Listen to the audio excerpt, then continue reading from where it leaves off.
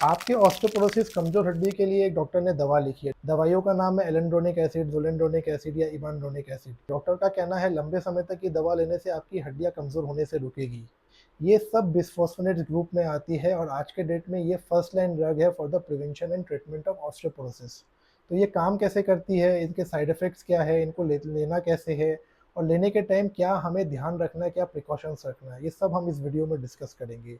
तो ये जो दवा है ये आपके बॉडी में बोन्स में ही एक्यूमुलेट होती है और बोन्स में एक सेल होते हैं ऑस्टियोक्लास्ट सेल, जो आपके बोन्स को खाते हैं। उन सेल्स की एक्टिविटी को ये रोकती है। उसके कारण आपका बोन मास जो लॉस होता है वो रुक जाता है और आपके बोन स्ट्रांग हो जाते हैं और आपके फ्रैक्चर होने के चांसेस घट जाते हैं।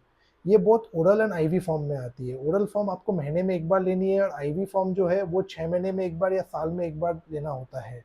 लेकिन इसको लेने के समय आपको कुछ चीज़ों का ध्यान रखना है। ओरल फॉर्म आपको एम्प्टी स्टमक लेना है और बहुत अच्छे से हाइड्रेटेड रहना है, मतलब अच्छे से आपको आधा 1 लीटर पानी पीना है और दवा लेने के बाद आप लेट नहीं सकते हैं। आपको चलते रहना है for around half an hour, 1 hour. IV form भी जब हम देते हैं पेशेंट को, तब भी हम पेशेंट को अच्छे से हाइड्रेटेड करते हैं, आईवी फ्लूइड्स देते हैं, उसके बाद ही ये दवा स्लोली देते हैं। दूसरी बात है, ये दवा स्टार्ट करने के पहले आप मेक श्योर करिए कि आपका calcium and D3 level optimised हो एंड सही। किन कंडीशन में हम इसको यूज़ करते हैं?